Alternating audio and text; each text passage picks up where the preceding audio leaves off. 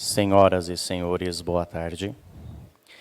É com grande satisfação que a Universidade Estadual de Campinas recebe a todos para a cerimônia de abertura do 31º Congresso de Iniciação Científica da Unicamp.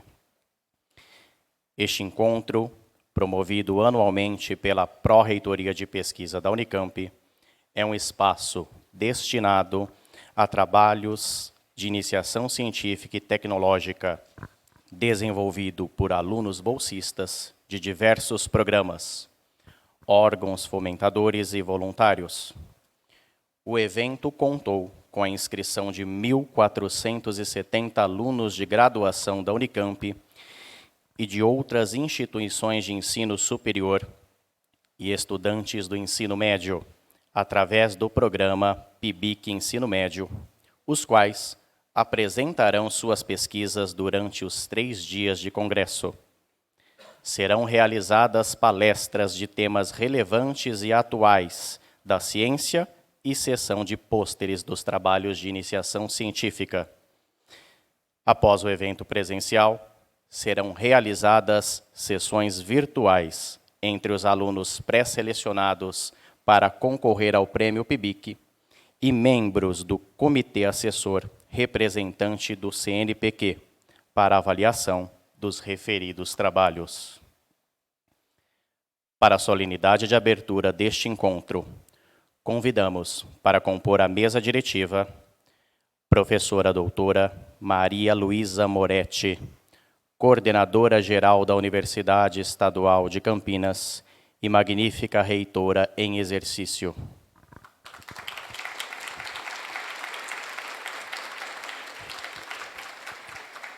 Professor doutor João Marcos Travassos Romano, pró-reitor de pesquisa.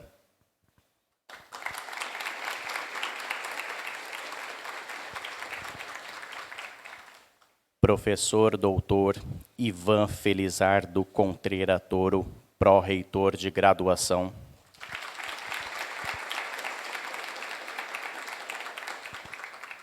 Professor doutor Fernando Antônio Santos Coelho, pró-reitor de Extensão e Cultura.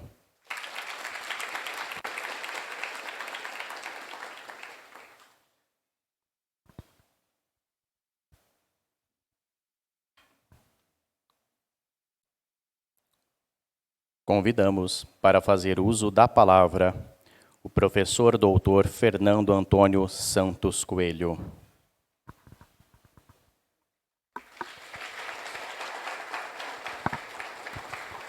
Bom, boa tarde a todos e todas, né?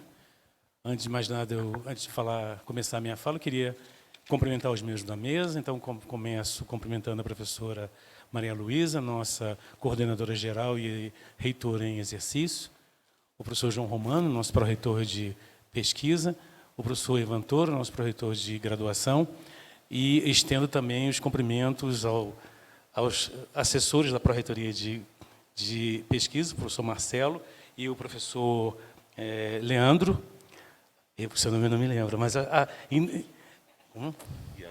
e Ângela. Em nome dos três, estendo também os cumprimentos a todos os professores que eventualmente estejam presentes nesse evento.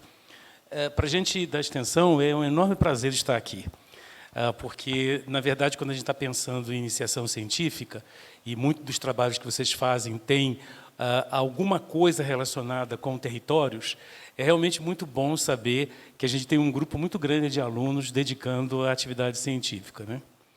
Eu tenho o hábito de dizer que a iniciação científica é o início de tudo. É por onde, na verdade, as pessoas trilham o caminho da pesquisa. E, na verdade, se a gente se debruçar sobre o conjunto de professores dessa universidade, vocês vão ver que, pelo menos, 80% ou 90% deles começaram a sua atividade exatamente na iniciação científica. Então, vocês, na verdade, são certamente o caminho do futuro. Então, tê-los aqui participando dessa atividade é uma atividade intensa, que é uma atividade que suscita muitas conversas, muitas trocas, e é realmente alguma coisa muito boa. Então, eu acho que todos estão de parabéns por estarem aqui. Eu cumprimento a organização do evento, o professor Romano, em nome dele, todo o pessoal da PRP que está envolvido nisso, num passado distante, eu era assessor da Pré-RP e sei como é que isso dá trabalho de organizar. Então, eu acho que todos estão de parabéns e, obviamente, um evento desse tipo ele não poderia acontecer sem a colaboração de cada um de vocês, porque os trabalhos que vocês realizaram no laboratório, aquilo que vocês vão apresentar, na verdade, digamos assim, é a cereja do bolo do evento. Sim, sem vocês, o evento não pode acontecer. E eu realmente desejo a todos muita sorte, muito sucesso nessas apresentações. Um evento que daqui a pouco vai escolher também os melhores trabalhos. Isso também é realmente um negócio muito bom. E eu quero crer, eu espero que esse seja o início da caminhada de, pelo menos, a maioria de vocês na área de ciências, né? E que isso, na verdade, seja uma forma de estimulá-los a continuar. Independente de ser ou não cientista, o fato de você estar participando num evento em que você trabalha na iniciação científica, certamente já está dando para você como é que a ciência funciona e como é que o método científico é executado. Isso, na verdade, ajuda muito a muita coisa no nosso dia a dia na universidade. Ajuda a pensar, ajuda a estudar. Então, estar presente nesse evento é realmente alguma coisa muito importante para cada um. Então, eu queria terminar cumprimentando, parabenizando a todos vocês e parabenizando toda a equipe pela organização desse evento, que eu tenho certeza que serão 3 dias de muita conversa, de muita diversão também, porque ciência é muito divertido, muitas trocas entre as várias áreas, e isso, na verdade, quem ganha com tudo isso é a universidade e cada um de vocês. É a contribuição que a universidade dá na formação de vocês. Então, parabéns, e eu espero que o evento seja realmente brilhante, como, de maneira geral, ele tem sido nos últimos anos. Parabéns a todos e parabéns à PRP.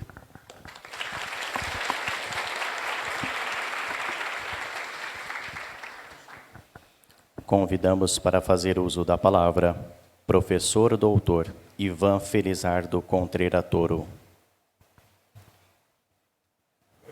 Boa tarde a todas e todas. Eu gostaria inicialmente também de saudar a professora Maria Luísa, nossa coordenadora geral da universidade e em exercício. O professor Fernando Coelho, pró-reitor de extensão, professor João, pró-reitor de pesquisa, e em nome dele queria saudar a todos que participaram da organização do PIBIC.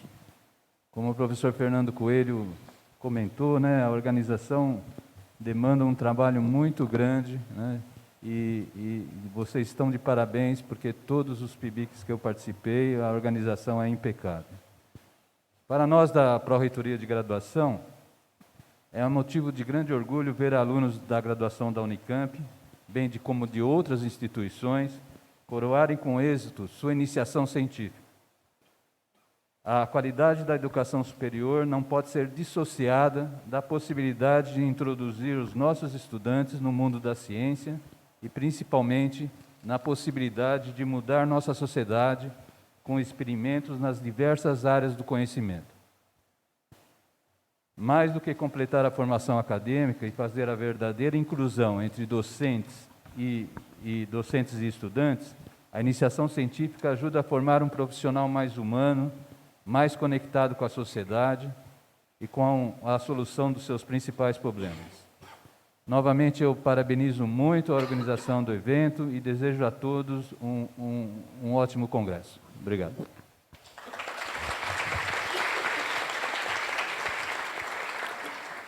Convidamos para fazer uso da palavra professor doutor João Marcos Travassos Romano. Obrigado, Tiago. Boa tarde, bem-vindas, bem-vindos ao 31º Congresso de Iniciação Científica da Unicamp. Também queria começar cumprimentando nossa coordenadora geral e reitora em exercício, né, nesses tempos aí que correm, professora Maria Luísa Moretti, os queridos companheiros de gestão, colegas pró-reitores, Ivan, Fernando, e cumprimentar todos os presentes, né, em particular aqui, principalmente, né, esses estudantes, essas estudantes que vão hoje, ou talvez ao longo desses dias, apresentar os seus trabalhos.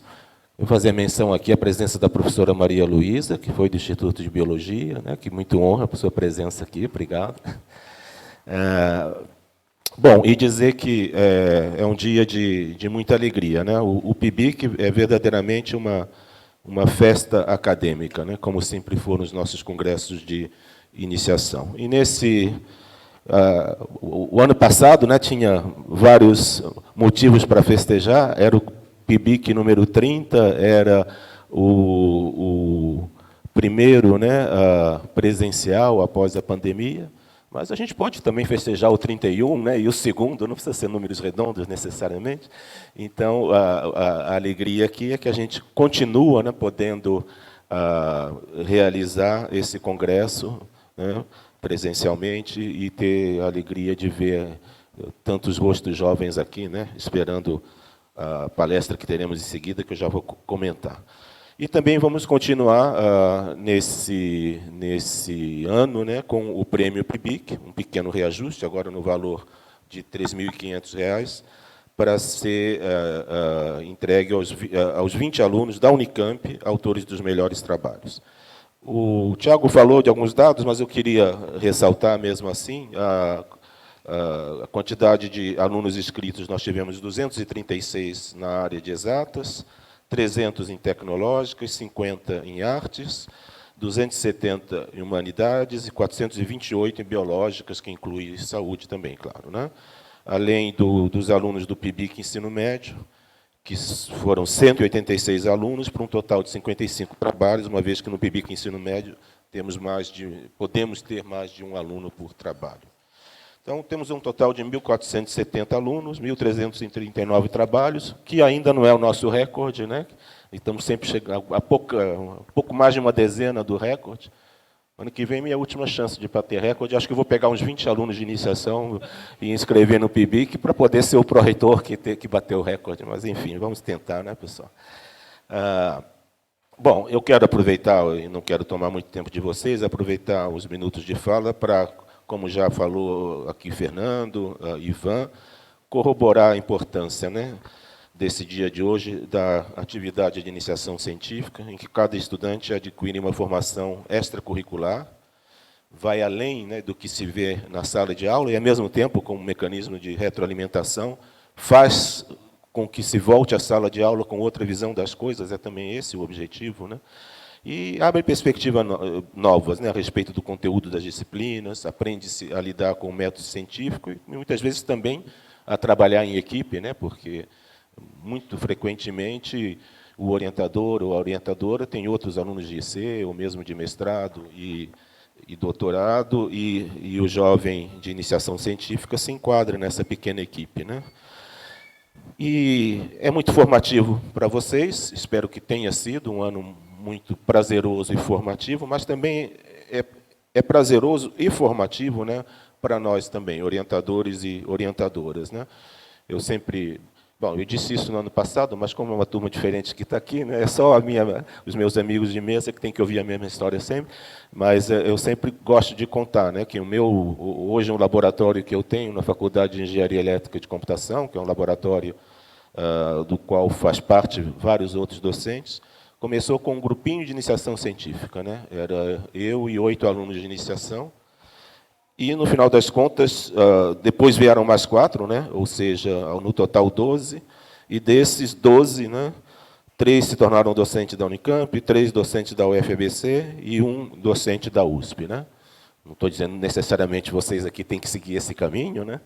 Podem fazer outras coisas também igualmente interessantes, mas não deixa de ser, para mim, foi até uma surpresa, né? Não esperava que tantos daqueles 8, depois 12, fizessem pós-graduação, mas não é um caminho necessário. A iniciação vai ser importante para vocês, vai ser formativa, né? Insistindo na palavra, para vocês, mesmo que depois vocês, seja qual for o horizonte profissional que vocês tenham para depois, né? E depois vem essa alegria, né, de ver esse trabalho germinar, né, semear na vida desses meninos, dessas meninas, né? Então, é uma oportunidade, né, que eu espero que vocês tenham para ganhar o gosto pelo estudo, né, pelo trabalho metódico e o amor à boa ciência, né, que, como dizia um professor antigo também, aposentado da elétrica, boa ciência que é amiga da verdade, né? E a verdade, sobretudo nesses tempos que correm, é uma boa amiga, uma amizade que vale a pena cultivar. Para concluir, queria comentar um pouquinho do programa, né? Então, hoje nós teremos, na sequência, né, dessa abertura, a palestra do professor Leonardo Tomazelli Duarte, que foi também mas não é mais, meu assessor da Pró-Reitoria de Pesquisa, né, que foi devidamente bem substituído. Obrigado, Léo, é uma brincadeira, né? O Leonardo esteve agora num tempo de sabático fora e está voltando e vai nos contar coisas interessantes que ele viu por lá, e com o título, de Inteligência Artificial e seus impactos na pesquisa científica.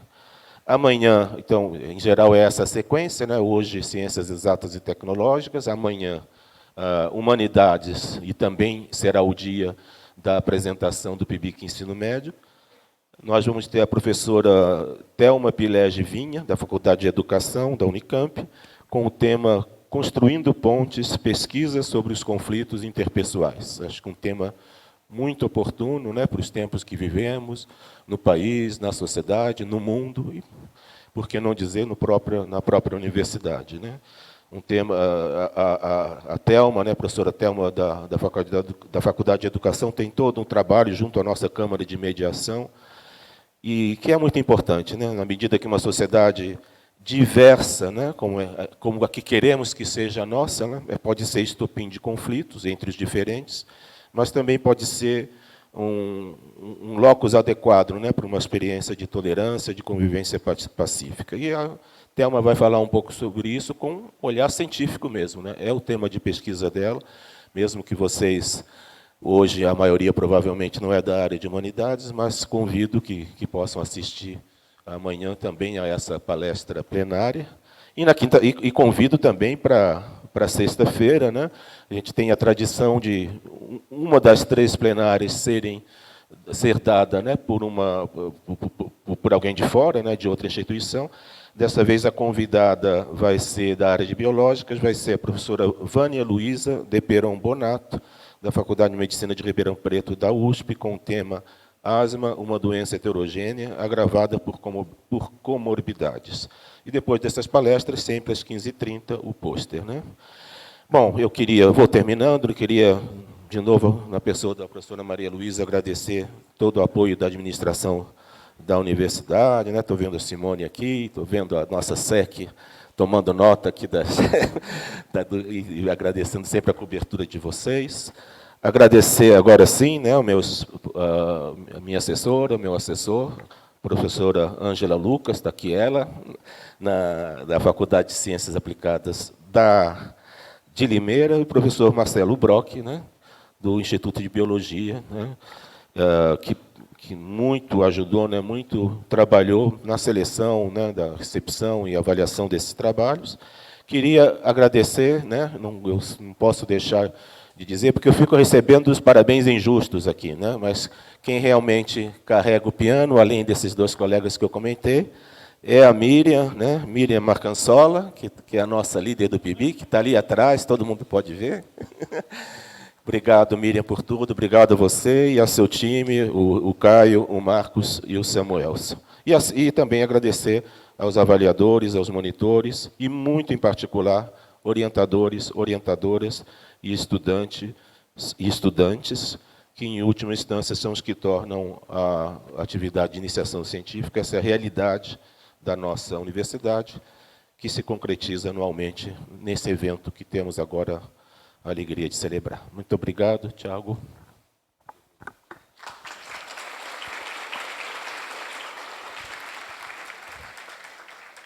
Com a palavra, professora doutora Maria Luísa Moretti, coordenadora-geral da Universidade Estadual de Campinas e magnífica reitora em exercício. Bom, boa tarde a todas e todos.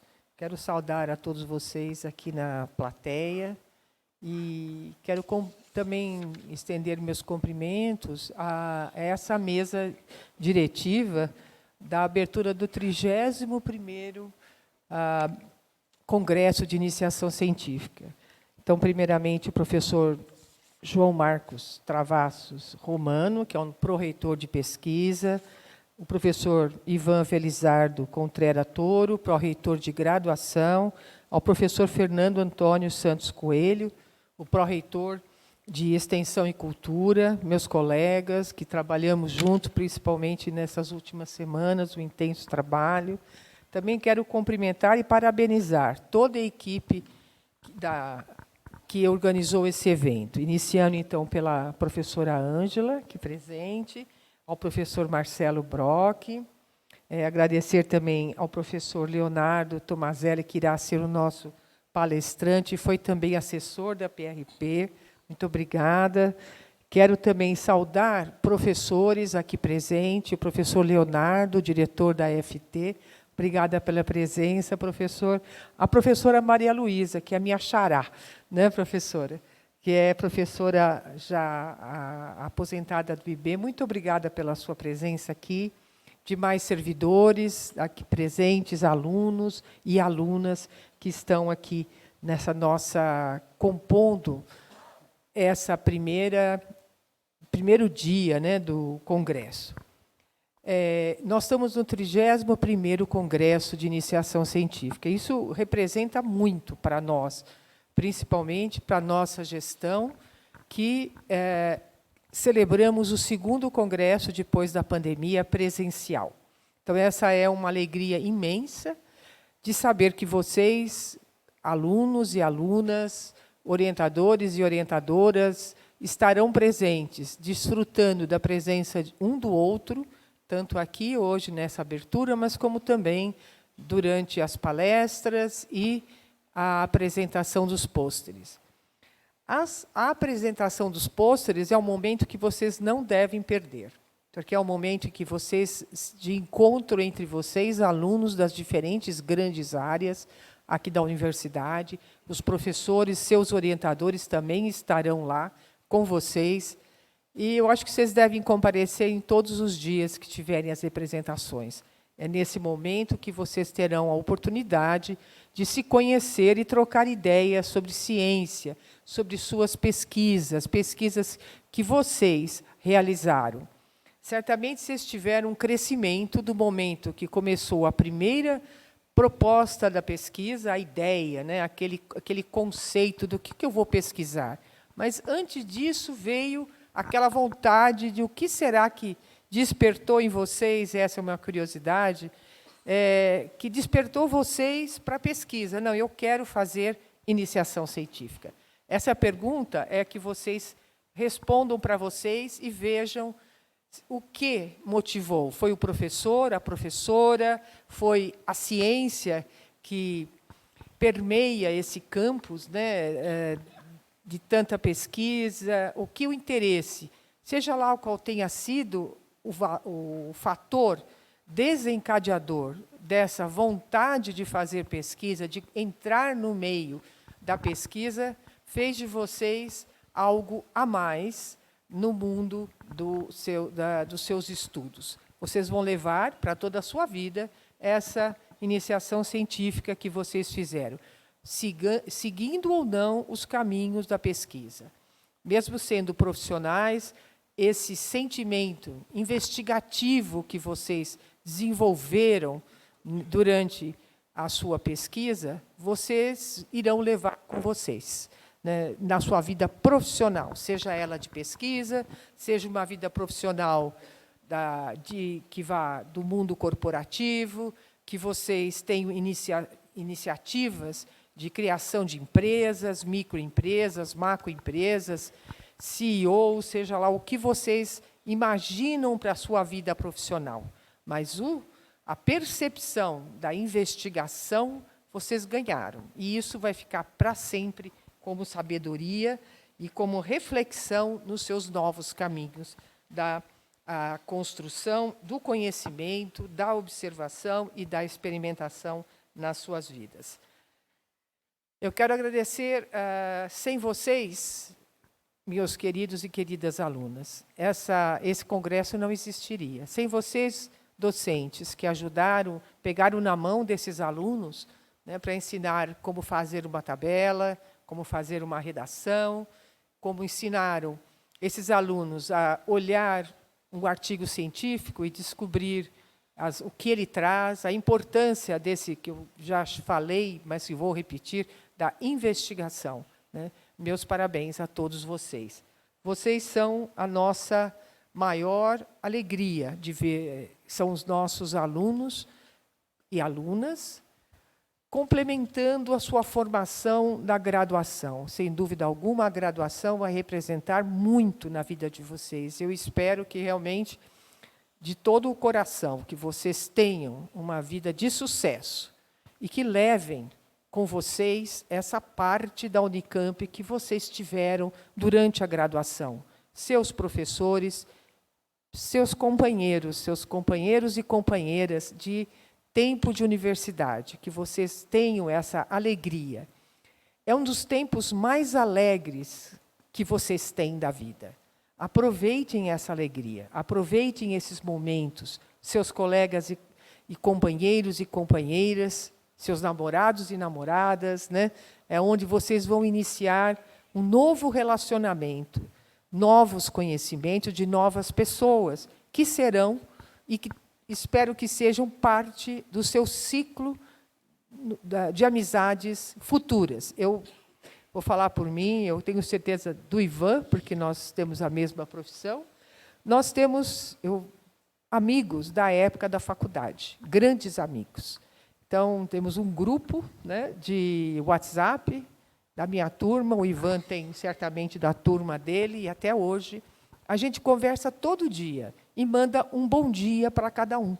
Então, tem a turma do bom dia e tem a turma do boa noite. Quando chega 11 horas da noite, é hora de encerrar a conversa no WhatsApp. Então, agora sempre tem um que fala, gente, vamos dormir, boa noite. Mas, durante o dia, é uma delícia. A gente recebe música do meu tempo, né, dos anos 70, 50, não música moderna, mas a gente fica com uma felicidade com essas músicas, piadas antigas, coisas que esse grupo de pessoas desenvolveu durante uma idade de 17 até 20 e poucos anos. Gente, é uma felicidade e é uma coisa muito bonita. Então, guardem nos seus corações, na sua vida, essas lembranças e essa formação que vocês tiveram. Tá?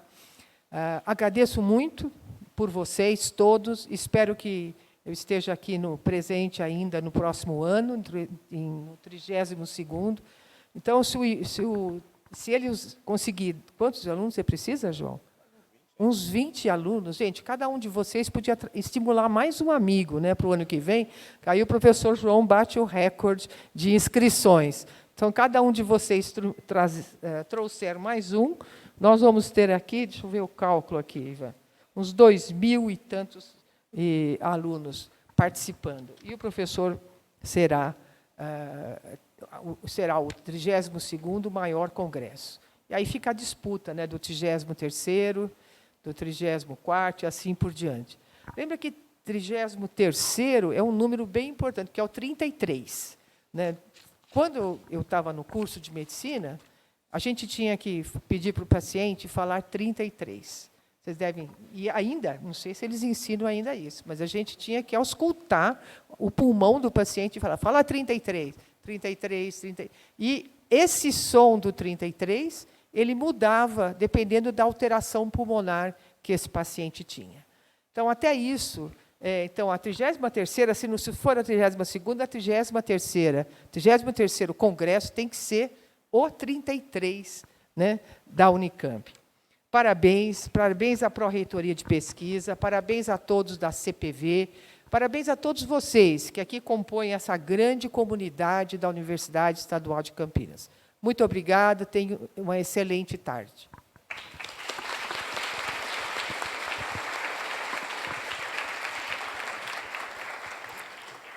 Agradecemos às autoridades que compuseram a mesa diretiva, que se desfaz neste momento, e convidamos para tomarem seus lugares junto à plateia.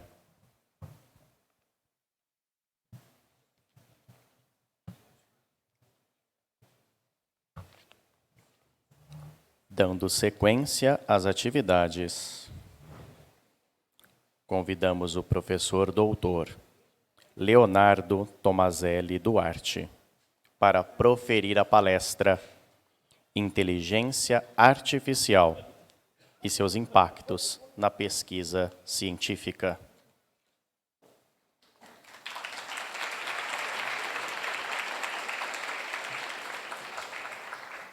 Leonardo Tomazelli Duarte é professor associado da Faculdade de Ciências Aplicadas da Unicamp.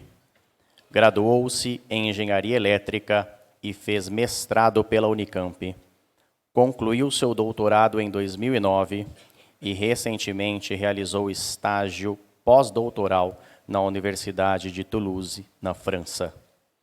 Sua pesquisa se insere nas áreas de processamento de sinais, aprendizado de máquina e métodos de apoio à decisão multicritério, em tópicos que incluem aprendizado não supervisionado, separação de sinais e análise de variáveis latentes, compensação de distorções não lineares, equidade e interpretabilidade em aprendizado de máquina.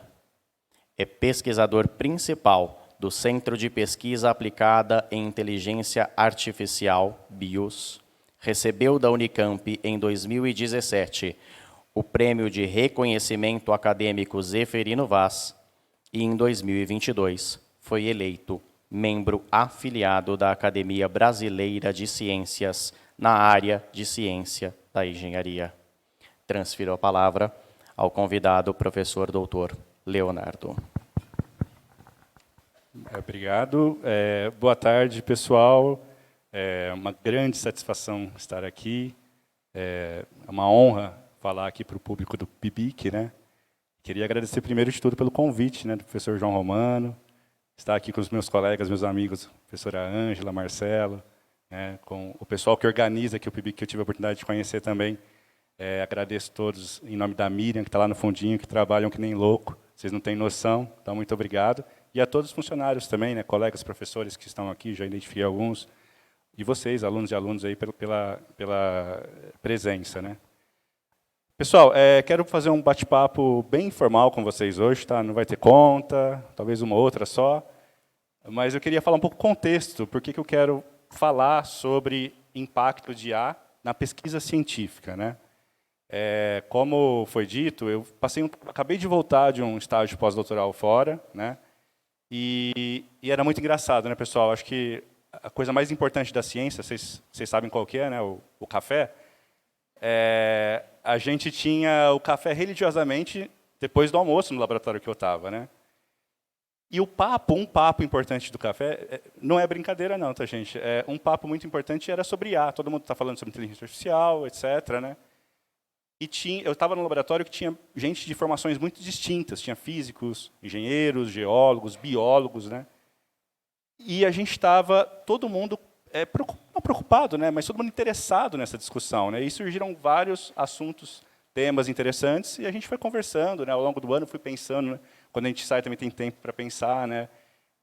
E eu acho que esse ano de 2023, né, aconteceu muita coisa nesse sentido, né, sobre como a IA vai impactar a ciência, né?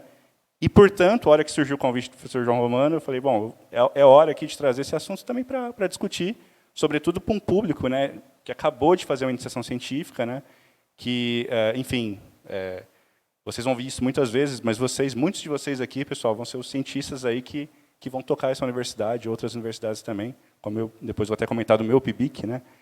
E provavelmente vocês vão fazer isso numa era que talvez as ferramentas vão mudar um pouquinho, né? A gente não sabe, é difícil afirmar.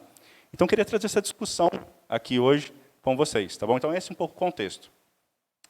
Pessoal, só para entender uma coisa, todo mundo já ouviu falar de IA, nem vou perguntar. IA, inteligência artificial, todo mundo sabe. Quem está fazendo iniciação em inteligência artificial? Certo. Ok. Quem já usou o ChatGPT? Quem já usou o ChatGPT para escrever o resumo do PIBIC? Não precisa responder não, tá, pessoal? É brincadeira, tá, gente? Essa depois vocês me contam lá fora. Ou faz um sinalzinho discretamente, assim, só, né? Porque eu vou discutir isso um pouco também. Legal, pessoal. Obrigado. Eu queria conhecer um pouquinho o público, mas vocês viram o ChatGPT, como que durante um ano começou, talvez foi disseminado em janeiro, né, que começou, talvez mais janeiro, fevereiro, não me lembro agora exatamente, e ao ponto que outubro a disseminação é massiva, né, não só numa comunidade como essa, mas várias pessoas usam constantemente o ChatGPT. Mas obrigado, só queria fazer esse survey rapidinho, tá? Vamos discutir esses impactos, então, pessoal, mas primeiro eu preciso falar um pouco de IA, né? Eu sei que alguns aqui fazem iniciação, né? Alguns levantaram a mão, vocês escutaram, talvez não esteja tão claro o que se faz com IA, porque esse nome também ele tem um pouco de mistificação junto, né? Então, quando a gente fala em inteligência artificial, a gente pensa lá, né, nos robôs, né, naquela coisa, e não é isso, né, pessoal? É um ferramental metodológico, científico, né, que a gente consegue usar, que permite fazer coisas muito interessantes, evidentemente, mas como um outro ferramental, como tantos outros interessantes que existem nas demais áreas da ciência, né? Então, antes de falar um pouquinho do impacto, vamos falar um pouquinho de IA, só para a gente aqui equalizar um pouco, para vocês saberem o que dá para fazer sobre IA. Bom, então, a gente vai falar um pouquinho de IA, tá, gente? Um panorama, brevíssimo panorama, tá, pessoal? Brevíssimo e simplificado. Não vou me ater nos detalhes, vou bem direto aqui. A gente pode discutir depois nas perguntas alguns detalhes. IA, pessoal, basicamente... Bom, primeira coisa, isso não é novo, tá, gente? IA, as bases de IA, nesse campo amplo, elas são antigas mesmo, né? Desde questões filosóficas que vêm sendo discutidas há muito tempo, quanto à matemática da IA, não são novas, né? Embora a gente tenha aqui um momento de popularização no amplo sentido da IA, isso é antigo, tá? Então, basicamente, essas coisas antigas, que visam, trocando em miúdos, tentar, mais ou menos, fazer em sistemas computacionais, né, mais naturalmente o digital, né, que a gente está acostumado a usar, emular o comportamento humano em tarefas que a gente costuma fazer, tomada de decisão, reconhecimento, enfim, coisas que, para nós, é muito natural, né? Tarefas que nos são naturais, ok? Então, eu olho uma pessoa aqui, estou olhando meu aluno de C ali, tudo bem, Pedro?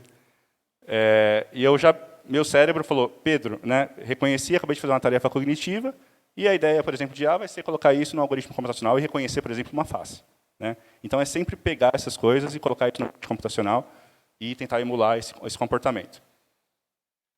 A gente, pessoal, faz vários tipos de processamento interessantes, né? A gente usa diferentes habilidades cognitivas, por assim dizer, para simplificar a história. A gente costuma fazer um pouco de inferência, às vezes dedução lógica, né? Coisas que a gente vai lá, bom, se aquela pessoa estiver na festa, então acho que eu vou, né? A gente costuma fazer esse tipo de coisa para tomar uma decisão, tomamos uma decisão, né, ao fazer isso, né? E a gente costuma fazer esse tipo de raciocínio. Essa é uma vertente da IA, a vertente talvez mais importante do século passado, não sei se mais é importante, mas uma que se acreditava que iria, e que não foi, finalmente, tão desenvolvida quanto a segunda vertente, que é o aprendizado de máquina, que está escrito aqui, que é a vertente que vai buscar fazer essas tarefas cognitivas olhando dados, baseado em empirismo. Tá, pessoal?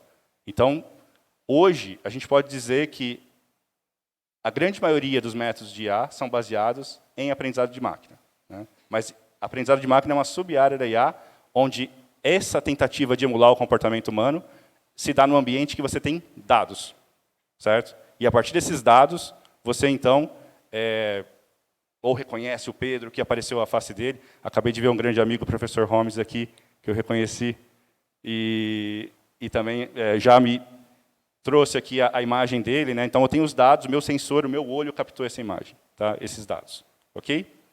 Eu vou falar mais aqui de aprendizagem de máquina, porque é a vertente mais importante, hoje em dia, em termos de aplicação, tá, pessoal? Essas coisas mudam também, daqui a 2 décadas pode mudar de novo, enfim, a gente nunca sabe. Então, isso é IA e aprendizado de máquina, certo, pessoal? Não é um assunto novo, eu já disse, eu não vou detalhar aqui todo o histórico, mas tem muitos caminhos. Esse aqui é mais o caminho do aprendizado de máquina.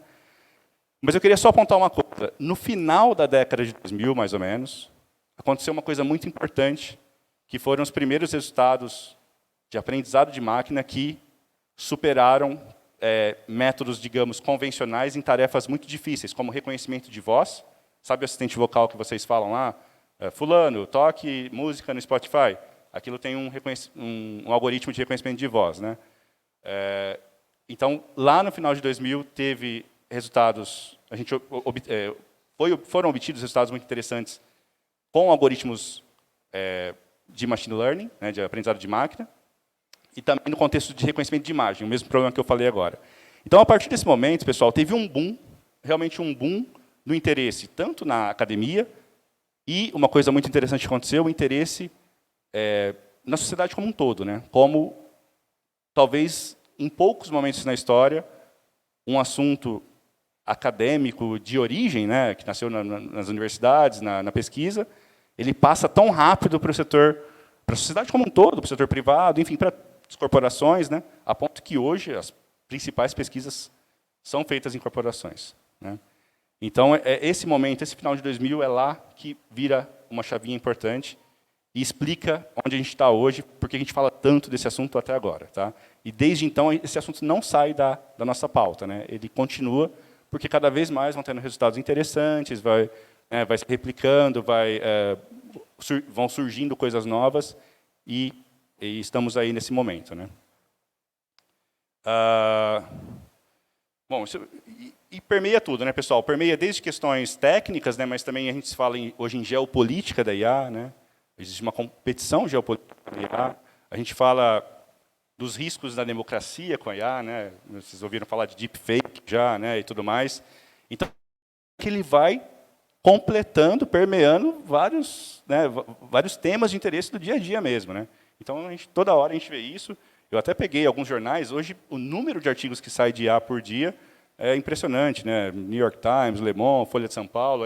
Dia sim, dia não, tem um artigo falando sobre IA. Eu fiz isso, a apresentação semana passada, da semana passada. Sempre tem alguma coisa das mais diversas, né? Desde coisas mais específicas, né? Mas é um assunto que está pautado e não sai da pauta. Tá? Então, por isso que eu sei que vocês conhecem, né? Senão... Bom, e vamos lá. E o que a gente pode resolver com isso? Acho que agora, pessoal, dado essa breve contextualização, o que a gente resolve com IA? Bom, é difícil explicar todos os detalhes, tá, pessoal? Fazendo propaganda aqui, tem disciplinas da Unicamp, que quem quiser fazer disciplinas, lá na FCA eu dou uma disciplina de aprendizado de máquina, estão convidados, tem disciplinas na engenharia elétrica, na computação, o professor Holmes está aqui, é um dos que dá também a disciplina de aprendizado de máquina. Então, façam as disciplinas, eu vou tentar incentivar vocês, ao término da palestra, a conhecerem esses detalhes, né? Então, é difícil explicar, mas eu queria falar um pouquinho aqui, pelo menos dar uma ideia. E o jeito que eu vou fazer para dar essa ideia é falar quais tarefas a gente resolve pelo tipo de aprendizado que a gente faz. É dessa maneira que eu vou tentar introduzir, abordar essa questão que eu acabei de fazer. Né? Bom, o que é isso, pessoal? Basicamente, em aprendizado de máquina, a gente classifica, né, a gente tem diversos tipos de aprendizado. Ou seja, lembra, a gente tem os dados, né, a nossa matéria-prima, né, e a gente vai falar de uma coisa aqui que é o modelo e o ambiente, certo? Dependendo dos arranjos, dados, modelo, ambiente, a gente vai ter um tipo de aprendizado, ok? E, dependendo do tipo de aprendizado, a formulação desses aprendizados nos permite resolver tarefas que são diferentes, ok? Então, vou começar falando, por exemplo, do aprendizado supervisionado, que é o mais comum. O que é o aprendizado supervisionado, pessoal? Eu vou pegar um exemplo. Séries, vocês devem ver bastante séries, né? Principalmente nessa época de prova, iniciação, relatório PIBIC, né? A hora de procrastinar é a hora da série, né, pessoal? É isso mesmo, né? E no final da série, o que tem, pessoal? Geralmente, né, você pode indicar o seu gosto ou não pela série, correto? Você pode dar um like ou não dar um like na série, depende do sistema, né? Mas você consegue curtir ou não, indicar se você gostou ou não. Para que aquilo, pessoal? Aquilo lá vai ser usado numa abordagem de aprendizado supervisionado para entender uma relação da natureza, vou colocar assim, uma relação estranha, que é quais atributos, eventualmente, que vocês têm, dos mais distintos, podem, eventualmente, explicar se você vai dar um like ou não. Se eu conhecer isso, eu posso, por exemplo, recomendar coisas para vocês, se eu conhecer vossos atributos. Né? A gente vai falar de sistema de recomendação, que é o que está rolando agora em muitas telinhas aqui, para formar, por exemplo, o feed de notícias, né? Um sistema de recomendação, um feed de notícias, e você vai ali posicionando, baseado nos tempos que vocês estão gastando, olhando um certo post, né? Dando um like, enfim, vários atributos, várias informações que vocês estão fornecendo, questões geográficas, onde vocês estão, etc. Então, tudo isso, pessoal, vai formar a base do aprendizado supervisionado. E como é que é isso, pessoal? Vou passar rapidinho aqui, senão eu falo demais e já vou perder tempo aqui. É mais ou menos assim. Imaginem que, no mundo simplificado, tá, pessoal? Existem 2 atributos que explicam se vocês, ou melhor, que a gente acha que vai explicar, que a gente acha que vai dar alguma informação se vocês vão dar um like ou não no final da série, certo? Esses atributos poderiam ser, por exemplo, idade, né? Idade, para algumas séries deve funcionar, eu acho, né? Nem todas, né? Algumas séries são mais, digamos, universais em termos de idade, outras são mais direcionadas a um certo público, né? E talvez um outro atributo aqui, o tempo que você gasta vendo séries. Isso pode ser alguma pista, eu não sei, tá, gente? Eu não sei se eles usam ou não, eu talvez tentaria também, né? E eu poderia, no aprendizado supervisionado, qual que é a ideia? Vai ser levantar esses dados de vocês. Imagina que eu tenho aqui o canto direito aqui da plateia, são as pessoas que estão, de certo modo, vendo as séries e dando as notas, ok? E, ao término, eu tenho uma tabela, uma tabelinha como essa daqui mesmo, vocês estão vendo, entrada e saída. Então, o meu processo na natureza tem essas entradas, idade e tempo que passo na série, e a saída desse processo na natureza, que nem sei se existe ou não, né, mas uma abstração nossa para enxergar o problema, né, é se deu um like ou não, certo? E aí, se, por exemplo, eu começar a pegar essas pessoas da minha direita, né, no caso a esquerda aqui de vocês, eu posso pegar essa tabela e começar a preencher. Eu pego o Pedro, por exemplo, que gostou da série, né, Pedro? É o primeiro aqui, só para pegar de cobaia, como é meu aluno. E ele vira um pontinho aqui, né? Vocês estão vendo aqui uma entrada, né, o tempo que passa na série aqui no eixo xzinho, né? O tempo que... a idade, por exemplo. Bom, o Pedro está novinho aqui, o Pedro realmente é novinho. E ele gostou da série, ele está em verdinho, né? E eu começo a pegar outras pessoas, né? Uma pessoa que não gostou, uma pessoa que não gostou, uma pessoa que não gostou. Pego todo mundo, da direita aqui, e vejo um padrão. Vocês percebem claramente um padrão aqui, né? Que me permite tratar esses dados.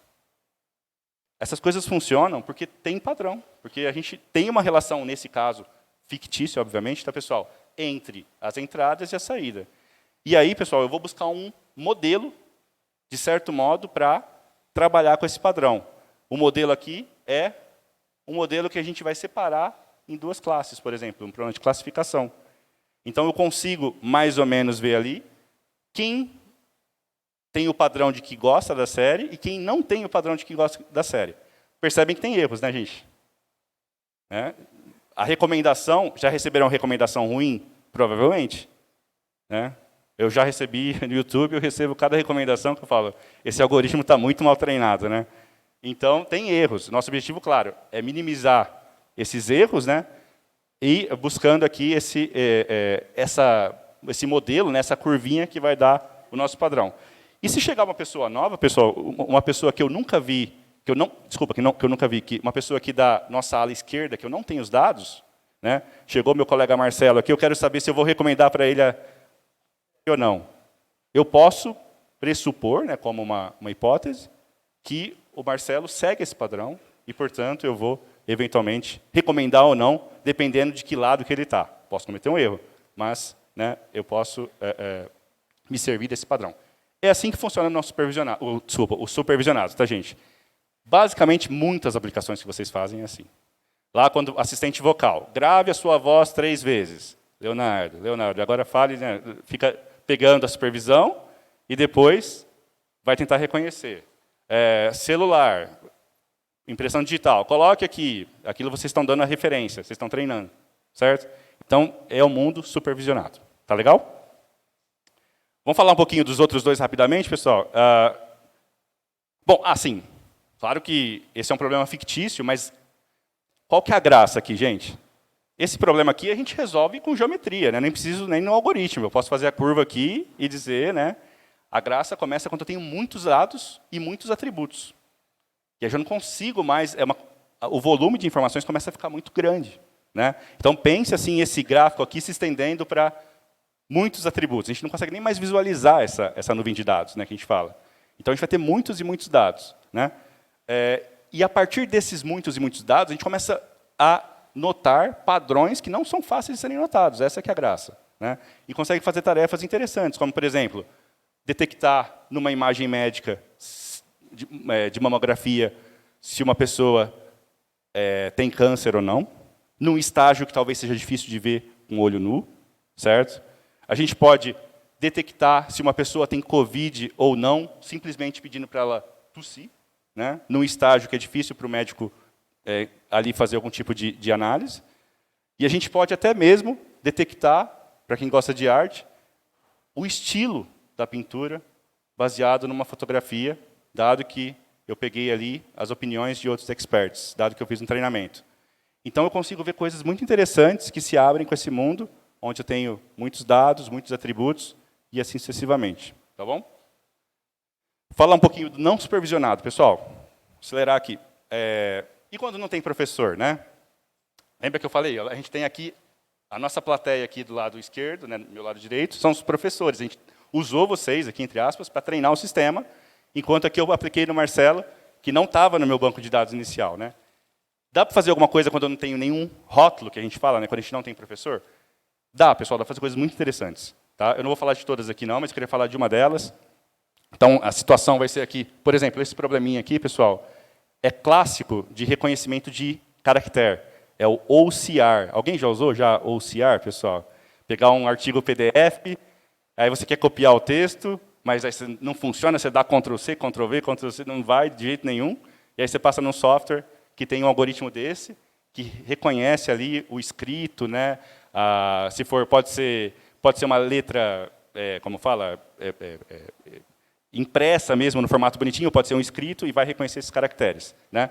Então, o que dá para fazer quando não tem, quando eu não sei que o 6 é 6, que o 1 é 1, eu não tenho alguém que me avisou que cada um desses números tem um significado, digamos assim, né? Dá para fazer coisas interessantes, como eu disse, pessoal, olhando os dados, né? Olhando a cara dos dados, tá? Olhando o que a gente fala da distribuição dos dados, ok? Então, vocês se lembram aqui do histograma das aulas de estatística, né? A gente mostra ali a distribuição dos dados, né?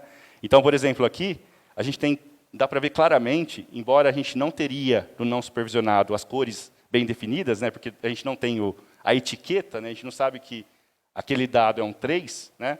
Mas aqui a gente tem claramente vê 3 padrões aqui, talvez tenha nesses dados 3 números.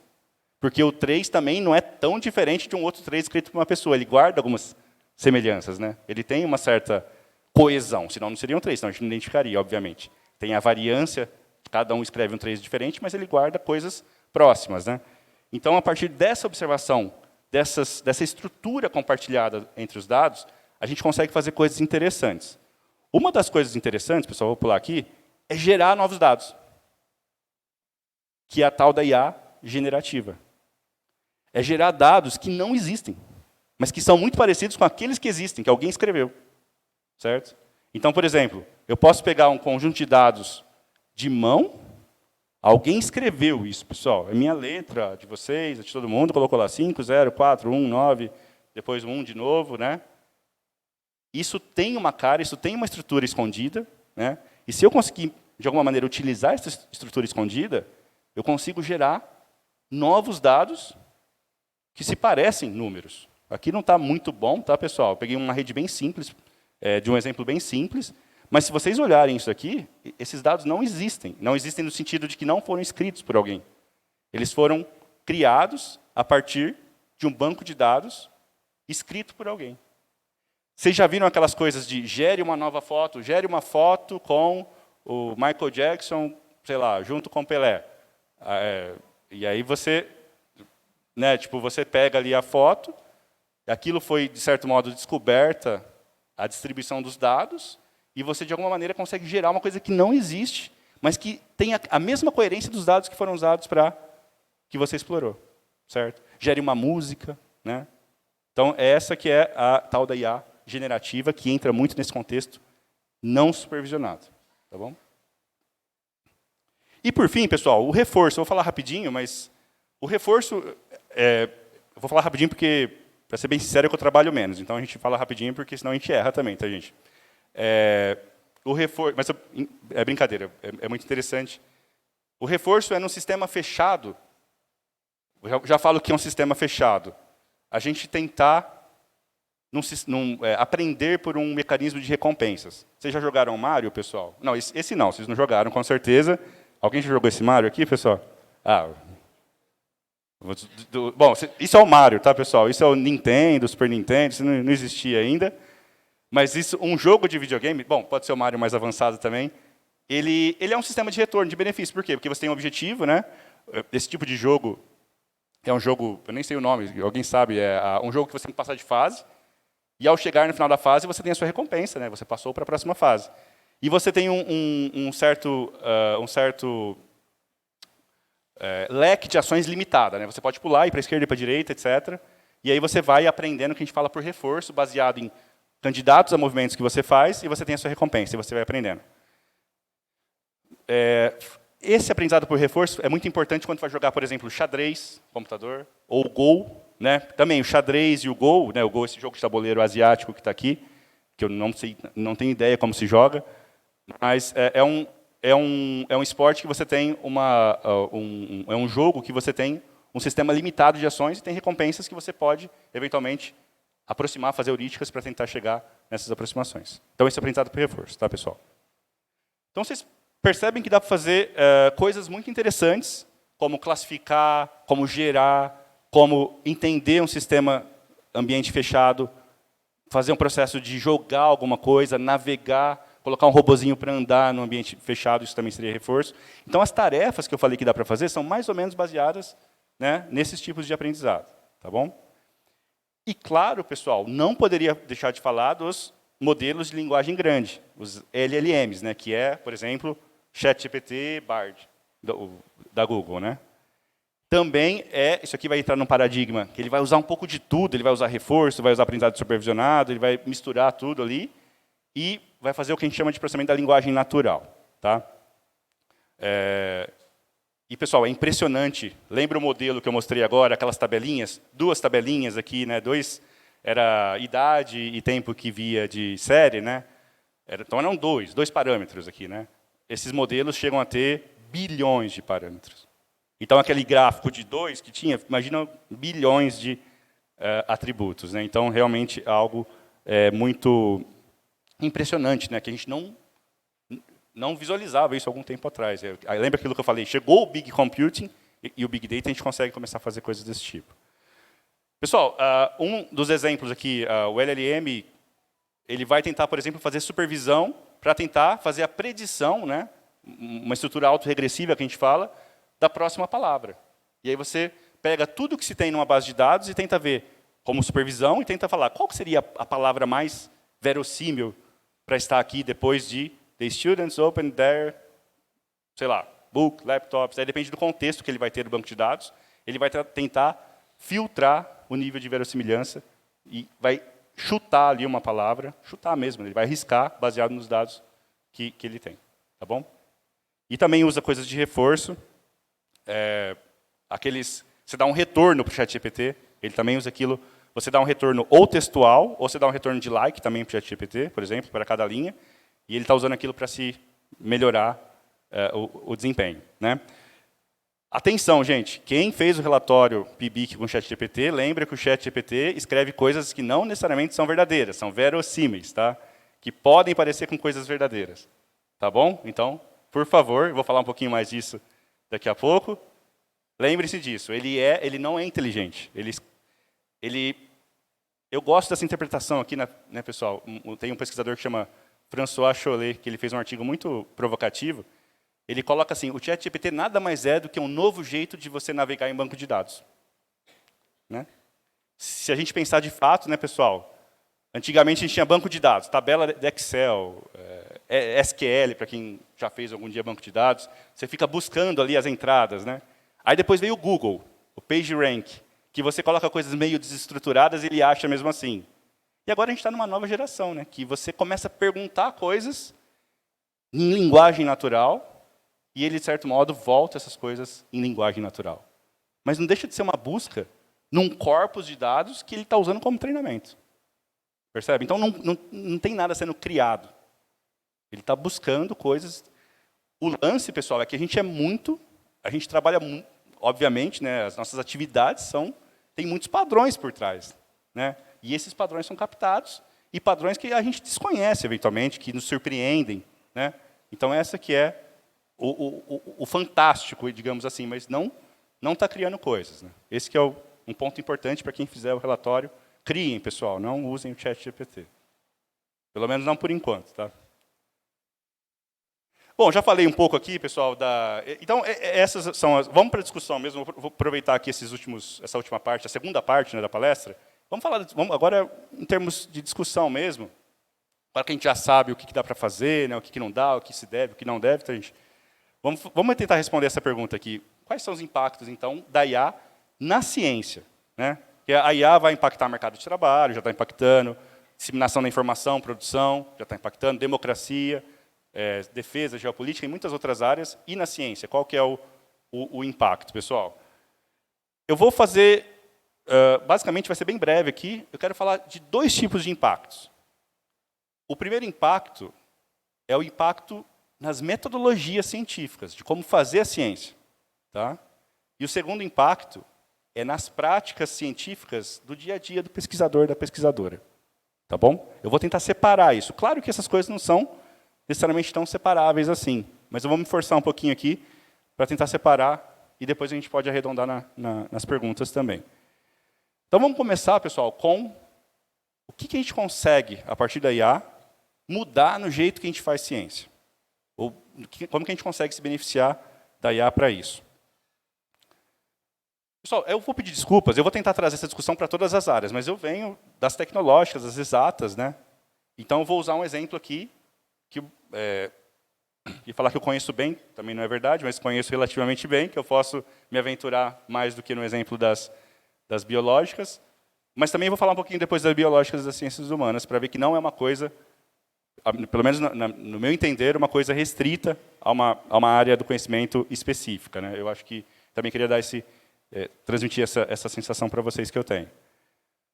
Pessoal, simplificando a história, todo mundo conhece aqui ou já ouviu falar do Isaac Newton, né? Uma pessoa fundamental no estudo da natureza. Né? E a gente poderia pegar qualquer outra pessoa aqui, mas a gente sempre fez, eu falo como humanidade, né? Pessoas como Newton construíram teorias, construíram modelos para explicar o que se observa. Né? Então, claro que não é tão simples assim, tá, gente? O Newton não chegou lá e falou F igual a ma, né? Força igual a massa vezes aceleração. Né? Ele não chegou dessa maneira, ele provavelmente viu dados também, ele sentiu o universo. Né? Ele não é uma pessoa ali que estava ali numa caverna escrevendo essas contas. Mas ele chegou nesse modelo. E a partir desse modelo, que se mostra interessante para o uso científico, se constrói outros modelos. Né? Se tenta mostrar como que, a partir eu tenho lá uma partícula, se eu coloco uma força F, se essa partícula tem massa M, ela vai ser acelerada, digamos, por uma aceleração A. Né? A partir dessa coisa, eu consigo, por exemplo, explicar como que a onda se propaga. Né? E aí a gente vai fazendo toda a nossa teoria, para várias coisas, certo? E a gente sempre vai validando experimentalmente essas descobertas, essas teorias, esses modelos, certo? Na área de vocês, imagino, pelo menos quem mexe um pouco com modelagem, vai ter coisas que vocês vão se lembrar na hora. Né? Tá, essa é a minha equação favorita, né? Ou a equação que eu mais detesto, sei lá. Enfim, a equação mais difícil, a mais fácil. E a gente vai construindo a ciência assim. Então, a gente sempre vai buscando essa linguagem analítica, né, uma forma fechada, e a partir dela, né, a gente vai fazendo ciência dessa maneira. Tá? Lembra que eu falei que aprendizado de máquina é voltado para dados? A pergunta que você tem feito agora, será que é possível fazer o caminho, por exemplo, como uma nova abordagem metodológica, será que é possível fazer o caminho contrário? Será que é possível passar um pouco na direção do empirismo mesmo, né? Mas do empirismo seco, né? Da questão de você não mais trabalhar um pouco nos modelos, mas simplesmente pegar os dados brutos e tentar entender o universo, né? E já tem resultados, pessoal, muito interessantes, que a gente consegue chegar em expressões simbólicas a partir dos dados, sem nenhuma a priori sobre aquele fenômeno, né? Então, esse artigo aqui, relativamente recente, ele mostrou 2 exemplos que você apresenta um fenômeno físico, só os dados. Claro, parece simples o que eu estou falando, né? Mas tem toda uma metodologia de aprendizado de máquina que ele vai usar, e, ao cabo desse uso, da estrutura que esses dados têm, da quantidade que ele tem, vai se chegar a uma fórmula que resume, explica aquele fenômeno da natureza. Então, e sem passar por um intermediário, digamos assim, o Newton, certo? E esse exemplo aqui, nesse artigo, ele mostra um caso de uma expressão que já existia, que foi encontrada, no contexto de mecânica de partículas, e no contexto de buraco negro, estudo do buraco negro, eu não sei os detalhes, tá, gente? Aí tem toda a teoria dos buracos negros lá, numa expressão que era coerente, mas que não existia. Então, vocês percebem o que isso significa, pessoal? Significa que a gente pode... Não é que a gente vai jogar fora o jeito que a gente faz, a gente vai continuar, a gente vai ter rotinas como a gente sempre teve, né? Então, a partir desse momento, a gente começa agora a fazer um pouco, olhar novos horizontes. Me dá esses dados gerados pelo seu fenômeno físico, que talvez eu vou tentar aprender com os dados brutos, né? Sem passar por todo um caminho de desenvolvimento teórico, metodológico, baseado em modelos, um na sequência do outro. Percebem? Outro exemplo, pessoal, agora um exemplo tentando expandir um pouquinho aqui para outras áreas também. Esse ano, saiu agora há pouco, eu estava até nessas discussões do café que eu falei, a gente viu esse artigo, saiu na Nature, né, que é o Scientific Discovery in the Age of Artificial Intelligence. E eu peguei esse exemplo de lá também. Esse artigo é muito interessante e fala um pouco desses de exemplos como esse que eu estou mostrando aqui. Olha a figurinha A aqui, pessoal, à esquerda de vocês. Quem trabalha com experimento aqui, gente? Quem trabalha em laboratório? Bastante gente. Deve ter práticas longas de laboratório que vocês fazem, não deve? Por exemplo, provavelmente quem trabalha com materiais, caracterização é um negócio que demora para burro, né? Você tem que fazer lá, caracterizar. Ou quem trabalha, talvez, com, sei lá, na parte... Aí eu consigo falar menos, mas em laboratório molhado, né, com a parte de biológicas, vai ter experimentos bem exaustivos, né, que vocês devem fazer, certo? Que vocês, possivelmente, alguns de vocês têm essa rotina de fazer, né? Mas isso não é só uma rotina, isso faz parte da própria metodologia que vocês estão fazendo, do próprio trabalho em si, o próprio trabalho científico é fazer esses experimentos, né? E hoje, pessoal, a gente já consegue usar ferramentas para, de algum modo, simplificar esses experimentos baseado em dados do passado. Tá? A gente consegue, por exemplo, ao invés de começar do zero para achar um novo material e ficar pensando quais são as propriedades que eu preciso ter e qual a composição, talvez com o passado e com uma boa relação dos dados com aquilo que eu observei no passado, eu consigo predizer um novo material sem fazer o experimento. Claro, eu vou ter que validar depois, mas ao invés de testar 1000 materiais, ou 10.000, ou, enfim, muitos materiais, eu já vou direcionar minha busca e testar aqueles materiais que um sistema de IA, por exemplo, acredita, de novo, baseado no que ele olhou, que podem ser relevantes para uma certa aplicação. Eu quero ter, sei lá, uma dureza alta. Então, ele vai lá e vai fazer esse processo. Tá? Então, isso, pessoal, duas áreas que estão sendo muito impactadas com isso é ciências materiais e coisas como, por exemplo, descoberta de fármacos, que é um problema combinatório. Né? Fármacos, você vai tentando achar ali a composição de moléculas para um certo objetivo final, só que existem muitas combinações de moléculas, a gente não pode percorrer todas, então se a gente tiver elementos para simplificar essa história, a gente consegue simplificar o trabalho da nossa metodologia científica. Tá? Bom, eu vou passar aqui, pessoal. Assim, o segundo exemplo aqui é um pouco o jeito que faz aquela questão da descoberta das fórmulas, que eu já falei. E o terceiro exemplo também, no contexto de fármacos, por exemplo. Lembra aquele negócio dos números que eu mostrei agora há pouco? Existem tais fármacos. Eu poderia falar, gerem novos fármacos que me parecem fármacos e podem ter propriedades como aqueles que eu tenho antes. Talvez esses novos fármacos sejam melhores. Então, a gente pode usar a IA generativa como uma pista para gerar novos fármacos. E não é milagre, né, pessoal? Isso daí é baseado em dados, em muitos dados. Né? Então, essa que vai ser...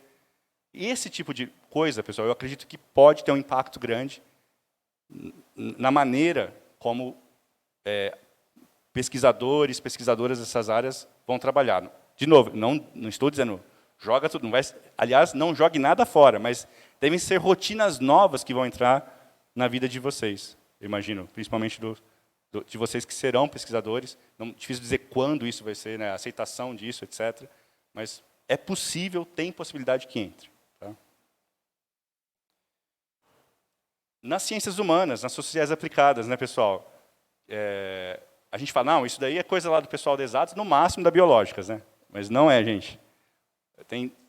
A IA vem para balançar com duas coisas, né, no meu entender, né, numa visão geral, né, nas ciências humanas e sociais, que é, primeiro, entender as próprias transformações sociais da IA, isso já é um desafio para as ciências humanas, né, mas é um desafio tradicional, né, digamos assim.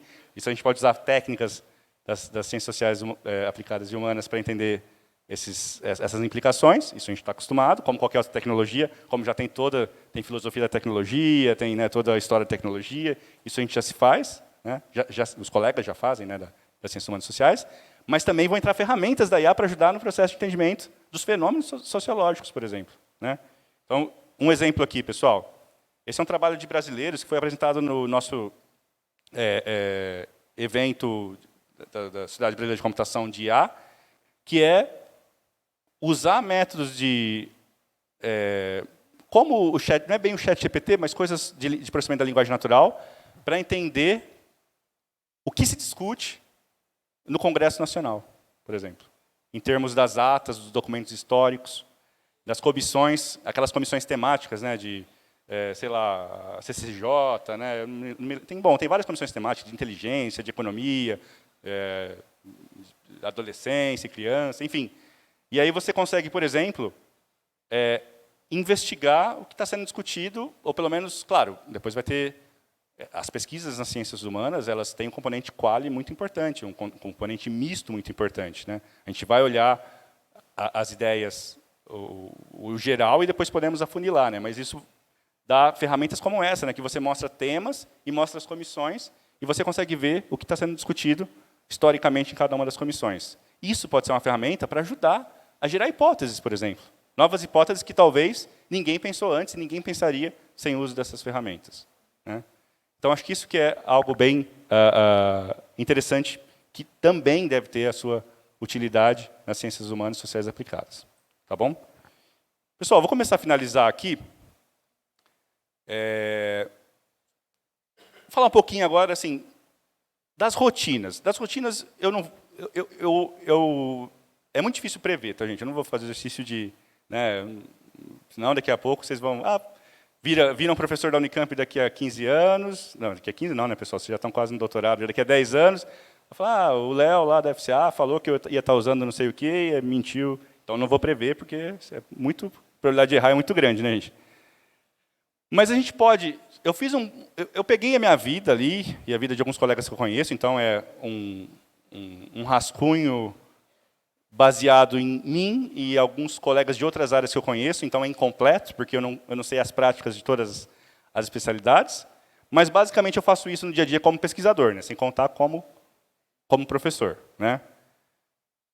Eu coloquei aqui, eu fui dando aqui cores aqui para mim, né, falei, será que eu não uso nada ainda, tá, pessoal? Aliás, eu já digo que eu não uso, mas eu acho que, logo, se eu tivesse que apresentar onde eu usaria, eu colocaria em cores aqui, vermelho, onde eu usaria mais essas ferramentas, em amarelinho, onde eu usaria no segundo momento, e em verde eu ainda não consigo enxergar. O mais importante momento do café, pessoal, não dá para substituir pelo ChatGPT, tá, gente? Venham para os laboratórios, venham para a universidade, frequentem os grupos, que é lá que vocês aprendem, tá, gente? Isso é a principal mensagem da palestra, tá, gente? Então, tá verdinho no momento do café, porque vocês têm que vir para para os laboratórios. Mas, enfim, então tem várias práticas aqui, pessoal, que a gente, brincadeiras à parte, já tem colegas que usam. ChatGPT, por exemplo, para fazer grant proposal, assim, proposta de projeto. Tá? Tem colegas que fazem síntese de revisão bibliográfica, que é muito perigoso, mas, enfim, já fazem já com o ChatGPT. Né? Tem colegas que começam a escrever ali a primeira versão do artigo com o ChatGPT. Certo? Então, assim, dá para se vislumbrar um mundo que isso vai ficar cada vez mais usual. Tá? A Nature também, nessa série que ela está falando sobre IA e ciência, eu acho que a gente não está nesse ponto ainda, tá bom? E essa pesquisa da Nature mostrou um pouco isso, né? Ela perguntou para as pessoas para que usam os modelos, os LLMs, né, na prática científica. A principal até agora é para se divertir, para fazer alguma brincadeira, tal. Né? Mas tem coisas, por exemplo, escrever, codificar, né, para quem faz programas de computador, depois para fazer brainstorm de ideias, aquilo que eu coloquei, daria para ter ideias. Sei lá, fazer revisão de literatura. Então, as pessoas começam a usar isso. Né? E aqui é uma coisa interessante, por isso que eu digo que não está no ponto ainda, aqui é quem usa. Né? Quem usa mais hoje são os geeks aí de IA, né? Quem trabalha com IA mesmo, que usa isso. Mas, então, o primeiro extrato, pessoal, a pergunta é a seguinte: você usa IA generativa na sua rotina de pesquisa? Então, o primeiro extrato é quem estuda IA, depois quem usa IA na pesquisa, né? E quem não usa nada IA. Né? No último, vocês percebem que as pessoas não usam, a maioria não usa ainda. Mas, mesmo assim, eu fiquei impressionado que quase 30% pelo menos já teve curiosidade de ver isso. Sabe? E com 8 meses de modelo de linguagem grande. 8 meses. Né? Pensem no tempo de uma tecnologia de entrar na nossa cabeça. Pensem no tempo que o WhatsApp demorou para entrar na nossa cabeça, desde a sua fundação, para ele ficar o que ele é hoje. E 8 meses, 30% ali, pelo menos tentaram uma vez. Tá? Isso pode ser um indicativo importante. Isso aqui muito curioso para saber essa figura daqui a 2, 3 anos. Tá? E aí a gente vai ter um panorama mais interessante. Assim, a gente vai conseguir filtrar também a moda, né, o que a gente chama o hype, né, e ver se essas coisas realmente vão ficar na rotina do pesquisador. Eu acredito que vai ser difícil fugir para algumas coisas. Tá bom? E dito isso, né, pessoal, aí a gente pode pensar, a gente pode discutir. A gente pode colocar perguntas interessantes aqui, que eu acho que isso que é legal nesse contexto. Né? Eu vou pular essa parte aqui, pessoal, que é legalzinha, mas... Bom, se a gente está entrando nesse mundo, vamos supor que essas coisas vão para frente mesmo. Vamos supor que esse nosso raciocínio de que essas coisas vão cada vez mais entrar na formação do pesquisador, né, e nas rotinas do pesquisador e da pesquisadora. Como é que vai ser? Né? O que a gente vai fazer? Né? Bom, aqui eu trago alguns elementos muito superficiais aqui, né, que exigem questões mesmo, coisas que eu tenho pensado, que eu gostaria de compartilhar com vocês. Primeiro, pessoal, se essas coisas se apresentam como elas estão se apresentando, se continuar assim, a gente tem que ter uma mudança de formação. Certo? A gente tem, desde o ponto mais técnico até o ponto mais estrutural da formação das pessoas. Tá? Do ponto mais técnico, quem é de exatas tecnológicas, por exemplo, a gente faz ainda, adoro isso, tá, gente? Mas a gente faz ainda a matemática do Newton. A gente faz cálculo 1, cálculo 2, e vai ter que continuar fazendo. A gente vai ter que saber o que é integral e o que é derivada. Mas a gente está em um mundo que o que a gente conversa talvez não seja mais a matemática do Newton. Ou seja uma parte a matemática do Newton. Deve ser uma parte. Né? Então, a gente vai ter que pensar isso. E não é... Né, é difícil, a gente pode estar nessa transição. Certo? Então, a gente está... No meu entender, a gente vai para um mundo que vai dessa questão do modelo, dessa questão para uma coisa muito dados operados por sistemas computacionais. Então, isso é uma coisa que a digitalização do mundo está fazendo com que a gente vá para esse caminho. Tá? Então, a gente deve, possivelmente, ter devemos pensar nessa transição, claro, com muita prudência, né, gente? Essas coisas também, a gente são exercícios de reflexões importantes. E a pergunta um pouco provocativa. Bom, imagine agora que tudo que eu falei dá certo. Dá para fazer com IA, vocês não têm que mais escrever relatório para o PIBIC, não tem que fazer mais o projeto. O que resta, né, gente? O que resta daquelas caixinhas ali? O café, né, claro. Mas o que mais, né, em termos de formação e de contato? Aí que eu acho, pessoal, eu acho que muitas coisas, sabe? De novo, ChatGPT impressiona, mas não é inteligente, certo? Então, eu acho que agora é a hora de formar um pesquisador que seja cada vez mais inteligente. Então, no sentido de ser uma pessoa que entenda não só daquele problema específico, né? Nesse contexto que eu falo da inteligência, mas conseguir conectar coisas, apreciar a formação, né? Fazer aquilo um exercício também não só técnico, porque talvez isso a gente não fará mais para frente, talvez. Então, vai ser importante a gente pensar, será que a nossa formação ela não pode ser um pouco mais ampla? Ela não pode ser um pouco mais conectada? Será que um aluno, por exemplo, de exatas, a gente está um pouco nesse caminho, mas num caminho lento. Será que um aluno de exatas não pode se interessar por coisas de humanas? Né? Que é uma conexão tão difícil de fazer isso no ChatGPT. Será que um aluno de biológicas não pode se interessar por exatas? Né? Será que a gente não tem uma formação como talvez a gente já teve, né, uma formação mais humanística, mais geral? Então, eu acho que esse tipo de discussão, pessoal, pode nos restar. E isso é difícil fazer com inteligência artificial. Tá? Então, eu acredito muito que isso pode ser um caminho, pode ser mesmo uma oportunidade para a gente repensar na formação dos pesquisadores e das pesquisadoras. Tá?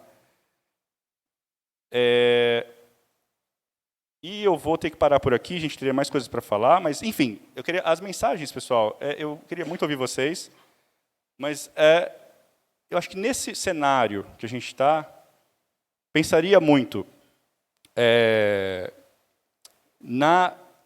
nesse caminho de tentar se apropriem dessas ferramentas, vai ser importante, né? Mas, ao mesmo tempo, tentem pensar, tentem antever um pouco que tipo, né, de conhecimento que vocês vão ter nos vossos campos de atuação, que não vai ser um conhecimento específico facilmente identificável por um padrão, certo? E eu acho que tem muita oportunidade aí. Né? Tem muita oportunidade. Então, eu acho que talvez o que eu tenho mais pensado, que eu tenho mais ouvido também de pessoas que ideias boas, é a gente aproveitar esse momento e ter um pouco ali essa oportunidade de fazer essa discussão. Tá bom? Pessoal, eu sinto muito, eu falei demais aqui, já sei que vocês têm que apresentar 3h30, então eu vou encerrar um pouquinho antes aqui, para a gente poder, eventualmente, ter alguma pergunta ou outra. E queria agradecer, mas antes disso, só 2 recados, bem rápido mesmo. Uma pequena lembrança do Congresso PIBIC 2004, tá, pessoal? Passa muito rápido o tempo, viu, gente? Esse aqui é o meu pôster, vocês podem conferir, está lá na seção de exatas e tecnológicas. O professor João Romano foi meu orientador, o Homes também que estava aqui. Então, aproveita esse momento, é muito legal. Tá, gente? Eu tenho muito carinho desse congresso aqui e de ter o privilégio de ter orientadores como o João, como o Homes. Vão lá, apresentem, discutam. A professora Maria Luísa falou, acho que a parte mais legal é vocês se encontrarem lá e se perguntarem, e conhecerem, e ficar tirando dúvidas. Acho que é muito legal mesmo. Achei o meu pôster, tem uma versão impressa, inclusive, e guardo com muito carinho. E meu último recado, pessoal. Aí uma propaganda rápida. Esse tema de IA é muito legal, tem muitos aspectos interessantes, e no dia 30 de outubro tem um grupo de colegas pesquisadoras, que é do BIOS, também no Centro de IA, que vai falar aqui sobre o papel das mulheres na IA, no Fórum Permanente. 30 de outubro, aqui no Centro de Convenções, é um fórum permanente, vocês podem se inscrever no Fórum Permanente. Está muito bacana a programação. E vai abordar também outros pontos da IA, dos mais diversos, inclusive alguns aqui que eu tangenciei, que vai ter também essa discussão. Aproveitem também, é uma oportunidade muito legal e uma jornada aí de IA, um dia para vocês conhecerem mais também. Histórias muito interessantes das mulheres na IA, que são um pouco escondidas. O fórum se chama Mulheres Invisíveis na IA. Né? Então, tem toda essa questão também. Paro por aqui, gente. Muito obrigado pela atenção, sucesso aí para vocês e boa sorte na apresentação dos pôsteres.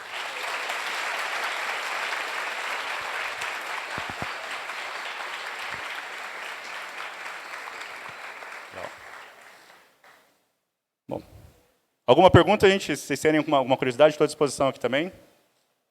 Então, joia, pessoal. Boa apresentação. Acho que é isso, né?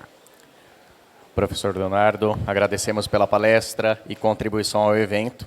Agradecemos também a todas as autoridades e todos os presentes e convidamos para a exposição dos trabalhos da iniciação científica no ginásio multidisciplinar da Unicamp. Tenham todos uma boa tarde e um ótimo congresso de iniciação científica.